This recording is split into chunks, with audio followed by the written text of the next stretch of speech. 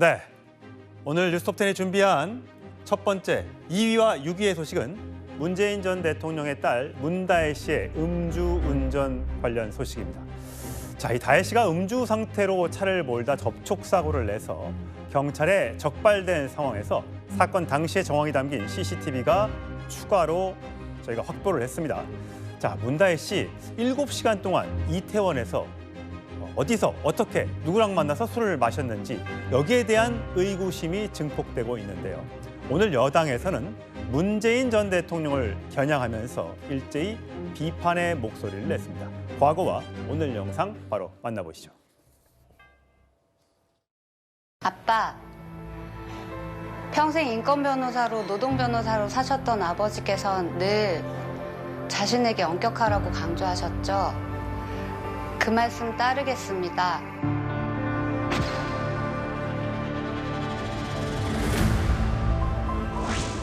이 꽉 깨물고 굳이 한번 이해해 보려고 한다면 검찰 수사를 앞두고 술은 마실 수 있을 것입니다. 그렇다고 음주운전까지 변명될 수는 없습니다.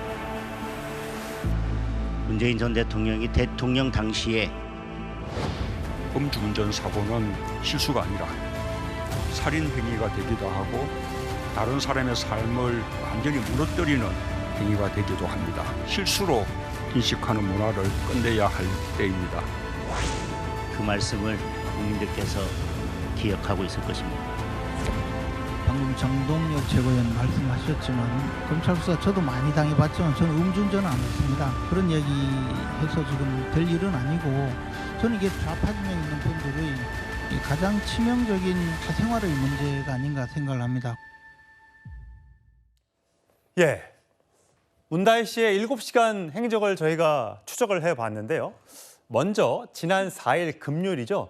당시에 문재인 전 대통령이 수원에서 14 공동선언 관련해서 연설을 하고 있을 때였던 것 같습니다. 다혜 씨는 고깃집에서 한 7시 정도부터 밥을 먹기 시작했던 것 같습니다. 영업시간이 끝나는 게 한 10시 50분쯤 되니까 이때쯤에 1차를 끝냈을 걸로 추정이 되는 겁니다. 그다음에 요리주점에 이동을 하고요. 그리고 나와서, 왜냐하면 지금 6시 50분부터 10시 50분까지고 그다음에 저희가 확인된 CCTV에 따르면 12시 38분경 한 3시간 가까이의 행적이 비는데 이 행적에 다른 술집을 갔는지는 아직 확인이 안 되고 있습니다. 자, 그리고 나서 술집에서 나온 것이 한 2시 7분경인데 남의 차를 열려는 시도를 하는 모습이 포착이 됩니다. 그리고 나서 본인의 차로 찾아가서 운전대에 앉고요. 차 운전석에 앉고 그리고 가다가 불과 30분 뒤에 택시와 접촉사고를 내는 장면. 저희가 이제 영상으로 준비할 텐데 자, 강전혜 변호사가 영상을 보면서 좀 설명을 해 주십시오. 네. 나오죠? 네, 지금 새벽 2시 7분경입니다. 예. 지금 이렇게 휘청휘청 걸어가고 있는 저 트렌치코트를 입은 사람이 예. 문재인 전 대통령의 딸 다혜 씨인데요.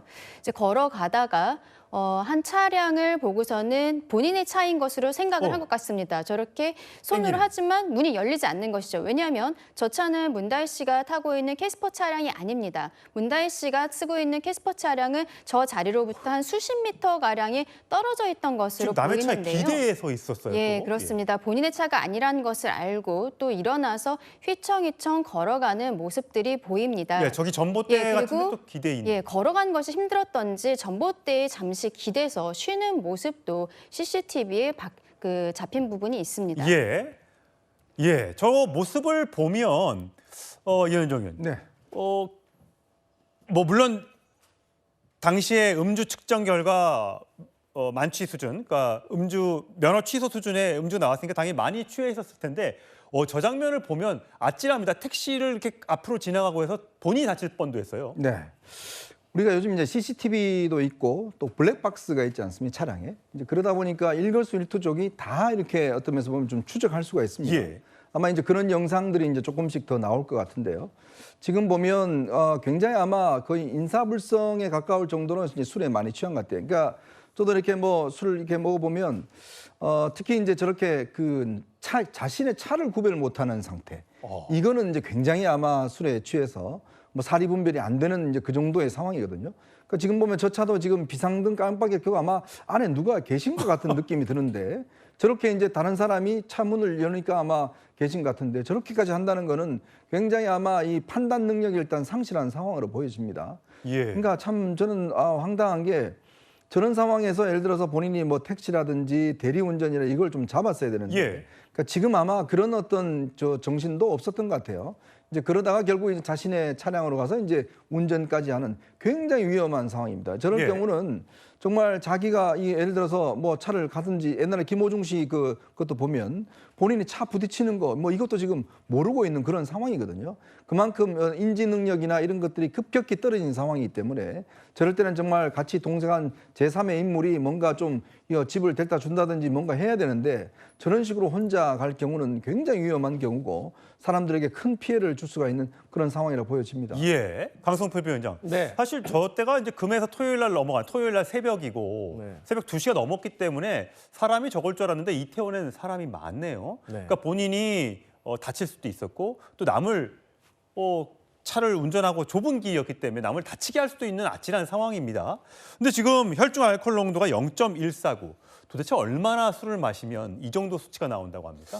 일단 이제 0.14라고 하면 면허 취소 정도의 수준으로 제가 알고 있습니다. 예. 그리고 이제 사람마다 다 각자 이제 알코올을 분해하는 능력이 다르기 그렇죠. 때문에 뭐 소주 한 병이 어떤 사람에게는 어떤 영향을 미치는지 정확히 저희가 판단을 할 수는 없지만 어쨌든 우리가 법적으로 정해놓은 수준, 면허 정지, 그다음 면허 취소 이 정도 수준이 있는 거 아니겠습니까? 근데 0.149면은 제가 알기로도 어떤 법원에서 이 양형 기준에서도 0.1에서 0.2까지가 징역 5년 이하로 가장 센 그런 등급이거든요. 그렇기 때문에 뭐 어느 정도를 마셨는지 구체적으로는 알 수 없지만 어쨌든 본인의 신체 상태를 봤을 때는 면허 취소 수준이 혈중 알코올 농도가 나왔다면 상당히 심각한 수준으로 좀 음주를 한 것이 아닌가 그렇게 보여집니다. 예, 강준희 변호사. 네. 이게 면허 취소 수준을 웃도는 수치라는 건 알겠는데 네.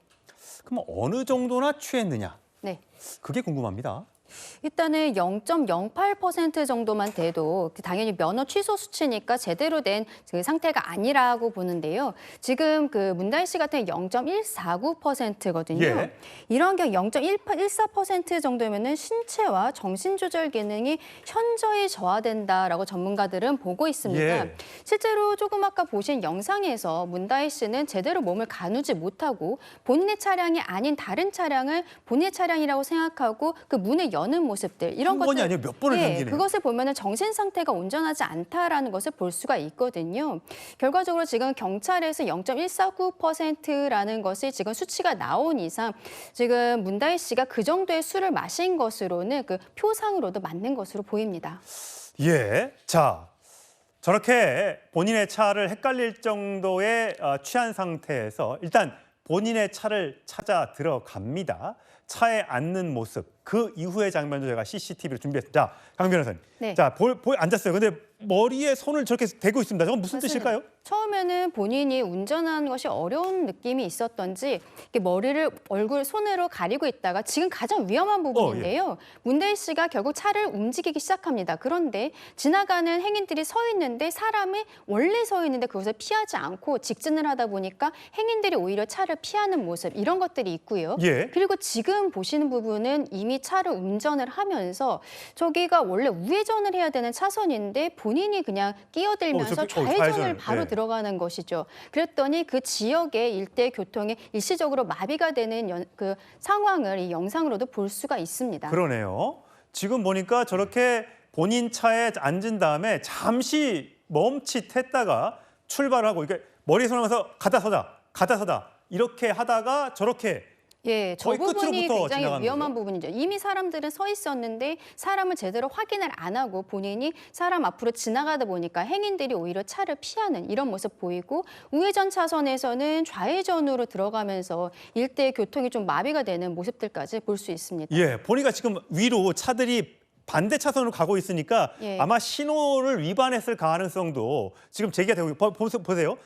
차가 반대편에서 오고 있는데 본인 차만 저렇게 좌회전을 해서 빠져나오고 있기 때문에 저게 이제 신호 위반이 아니냐 저희가 이거 취재를 해보고 있습니다. 자, 성치훈 부의장.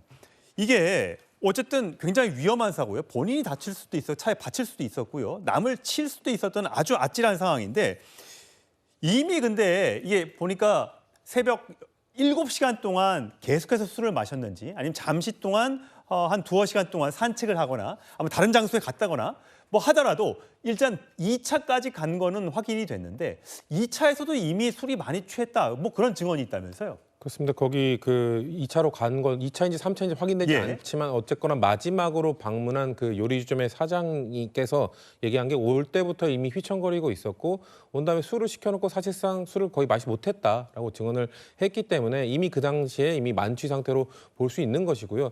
저는 뭐 일단 뭐 결정적 실수를 했기 때문에 뭐 방어할 생각은 추호도 없는데 과연 지금 동행한 분이 있는 걸로 알고 있는데 예. 만약에 차를 갖고 갔으면 동행한 사람이 그 대리운전을 부르는 것 그런 것까지 확인을 해주는 게 사실상 그 친구 사이 아니면 지인들 사이에서 있는 관례 아닙니까? 그러니까 예. 그런 걸 왜 안 해줬는지도 저는 솔직히 이해가 되지 근데 않고 화면에서는 문다혜 씨가 혼자 나오는 장면만 확인됐기 그렇죠. 때문에 그러니까 아마 양쪽 다 취한 건지 뭐 같이 들어간 사람이 모두가 취해서 뭐 서로를 챙길 수 없는 상황이 됐는지 그것까지 확인되지 않지만 예. 일단 다혜 씨가 이미 이 마지막 술자리에 갔을 때는 이미 만취 상태였고 그 당시에 술을 한 잔도 못 마실 정도의 만취 상태였다는 거면 만약에 동행한 사람이 정신이 조금이라도 있었다면은 좀 챙겼으면 그렇죠. 어땠겠느냐. 챙겼어야 되는 것이고 그렇다 하더라도 챙기지 않더라도 사실 음주운전이라는 것은 뭐 주변에 당연히 안 되죠. 많이 알겠지만 사실 습관이거든요. 그렇죠. 평소에 음주운전을 해본 다음에 사고가 나지 않았기 때문에 계속 했을 수도 있는 것이고 이게 처음인지 아니면은 뭐 몇 번에 의한 것인지 알 수 없습니다. 그리고 다행히도 아까 우리가